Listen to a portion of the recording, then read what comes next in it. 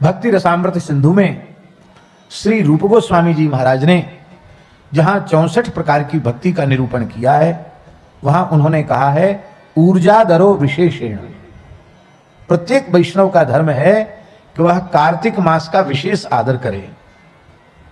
सामान्य दिनों में जितना भजन साधन नियम करता हो, कार्तिक में उसे चौगुना कर देना चाहिए। चौगुना न कर सके तो कम से कम दुगुना तो जरूर करना चाहिए, ऐसा शास्त्रों में लिखा है। कार्तिक में दीपदान की भी बड़ी महिमा है। वैसे दीपदान 12 मास किया जाए उसकी बड़ी महिमा है, पर कार्तिक में दीपदान की विशेष महिमा है।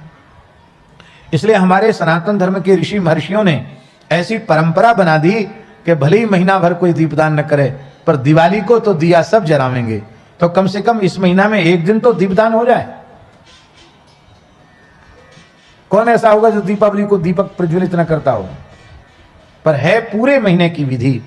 और दीपक विशुद्ध वेद लक्षणा भारतीय देसी गाय के घृत से दीपक प्रज्वलित किया जाए, तभी दीपदान की महिमा है। ऐसा घी उपलब्ध न हो प्रामाणिक रूप से, तो शुद्ध तिल के तेल आदि से ही दीपदान करना चाहिए, घी से नहीं। घी से तभी करे जब प्रामाणिक रूप से यह ज्ञात हो कि यह विशुद्धतम वेद लक्षणा भारतीय देसी गाय का ही घृत है। और ये विशुद्धतम जो विशेषण हमने लगाया है, ये बढ़िया से तो तभी संभव है जब आपके घर में गैया हो और आप अपने दूध जमा करके दही बना करके फिर बिलौना का घी निकालें, वो सबसे उत्तम है। इससे उत्तम कोई दूसरा नहीं तो तेल का दीपक। दीपदान के समय तुलसी के लकड़ी में, सूखी लकड़ी में थोड़ी सी रुई लगा करके उसको घी में डुबा करके उसके अग्रभाग पर थोड़ा कपूर लगा करके उसे प्रज्वलित करके उसकी अग्नि से दीपक को प्रज्वलित करना चाहिए। दिया सलाई से नहीं, मोमबत्ती से नहीं। पुराण में लिखा है बाबा कि कार्तिक मास में एक बार श्रद्धा पूर्वक तुलसी के सूखे काष्ठ से भगवान के निमित्त दीपदान करता है तो उसे 60 करोड़ वर्ष तक भगवान के नित्य धाम में सेवा प्राप्त होती है। भगवान के श्रीअंग की सेवा कितने वर्षों तक?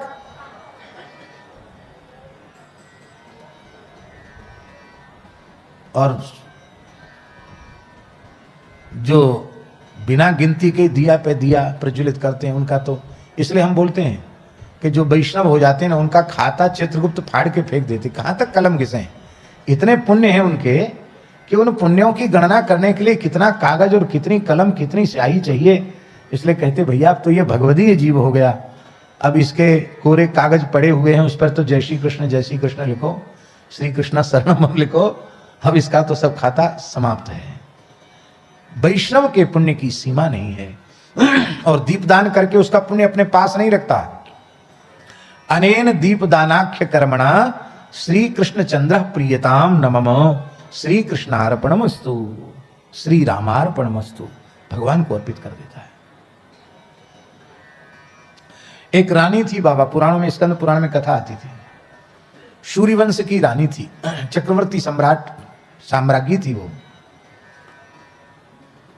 तो वो हमेशा दीपदान करती, बड़ा उसको प्रेम दीपदान में। नदी के, सरयू जी के किनारे दीपदान, पीपल के नीचे दीपदान, तुलसी के नीचे दीपदान, बट के नीचे दीपदान, चौराहे पर दीपदान, आकाश दीपदान, ब्राह्मणों के यहाँ दीपदान, गौशाला में दीपदान। गौशाला में दीपक रखने की बड़ी महिमा है। तो एक बार विभांडक ऋषि आए और उन्होंने पूछा कि महारानी आपकी दीपदान रूपी कर्म में इतनी श्रद्धा क्यों है? उसने कहा महाराज अब तक किसी ने पूछा नहीं और ऋषियों से ब्राह्मणों से छिपाव दुराव रखना नहीं चाहिए, कपट नहीं करना चाहिए, इसलिए मैं बता रही हूं। मैं पूर्व जन्म में चूहिया थी। क्या थी? चूहिया थी। तो मारजारी बिल्ली हमारे पीछे पड़ी, तो बिल्ली के डर के मारे मैं भगवान के मंदिर के, नारायण भगवान का मंदिर था, गर्भगृह में घुसी चली गई और बिल्ली ने तो वहां भी मेरा पीछा नहीं छोड़ा, वो मंदिर में घुस गई। तो मैं भय के मारे सिंहासन पर चढ़ी और सिंहासन से कूदी, तो वहां जहां मंदिर में भीतर दीपक रखा था, दीपक के तेल में गिर गई। तो तेल में गिरने से क्या हुआ भैया जी? तेल में गिरने से क्या हुआ? कहते वो बत्ती जो मंदिर की थी वो धीमी पड़ गई थी और मेरे गिरने से बत्ती आगे की ओर खिसक गई, सो और बढ़िया से प्रज्वलित हो गई। उस गर्म तेल में गिरने से मेरे तो प्राण चले गए, मैं मर गई। किंतु धोखे से दीपक की बत्ती मेरे द्वारा गुणाक्षर न्याय से आगे खिसक गई थी। उस पुण्य के प्रभाव से मुझे सूर्य लोक की प्राप्ति हुई। कार्तिक मास में धोखे से दीपदान हो गया, दिया काऊ को, बत्ती काऊ की, तेल काऊ को, मैं तो चुई आई। बचवे के ताई मैंने छलांग लगाई और सौभाग्य से गिर गई दीपक के तेल में, बत्ती आगे बढ़ गई। तो उसके पुण्य के प्रभाव से मुझे सूर्य लोक की प्राप्ति हुई। और सूर्य लोक में सुख भोगने के बाद मैं चक्रवर्ती, सूर्य वंश के चक्रवर्ती सम्राट की साम्राज्ञी बनी। मुझे अपनी पूर्व जन्म की स्मृति में चुहिया थी।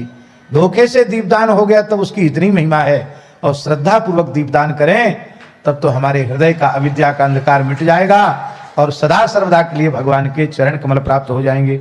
यहाँ शैलेश जी 60 करोड़ वर्ष की जो बात है ना, वो 60 करोड़ इस अर्थ में है, माने अनंत काल के लिए। 60 का मतलब 60 करोड़ ही मत समझना, 60 करोड़ एक बड़ी संख्या है। बड़ी संख्या का मतलब है अनंत काल के लिए। क्यों?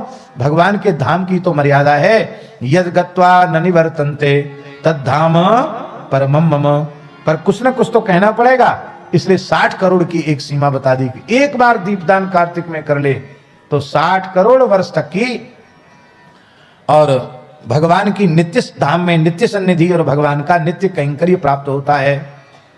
अब एक बार और सुन लो, पूरे महीना भर दीपदान नहीं कर सके हो, कार्तिक के नियम का पालन नहीं कर पाए हो, तो एकादशी से पूर्णिमा तक भी दीपदान कर लोगे, नियम पालन कर लोगे, तो पूरे महीने के कल्पवास का पुण्य आपको मिल जाएगा।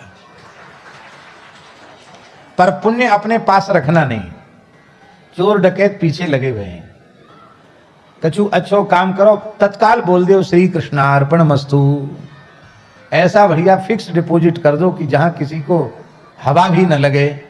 और ऐसे केवल भगवान के चरण कमल हैं, जहां सत्कर्म भगवान को निवेदित हो जाता है तो अक्षय हो जाता है भगवत प्रीत्यर्थ। और भैया जी इससे एक लाभ और है। वो लाभ क्या है? वो लाभ ये है कि आपने जब कृष्णार्पण कर दिया तो आप में अहंकार नहीं रहेगा। ध्यान में बात, बड़ी सूक्ष्म बात है। और कृष्णार्पण करने के बाद भी अहंकार है कि मैंने इतना नाम, इतने लाख, इतने करोड़ नाम जप किया, या मैंने इतना दान किया, मैंने इतना पुण्य किया, तो इसका मतलब झूठ बोल रहे हो, तुमने कृष्णार्पण किया ही नहीं है। अर्पित कर दिया तो ठाकुर जी का हो गया, अब हम कहने सुनने के अधिकारी नहीं रहे। तो अहंकार से जीव, कर्तृत्वाभिमान से, कर्तापने के अहंकार से जीव बच जाता है। तो कार्तिक में दीपदान की महिमा है।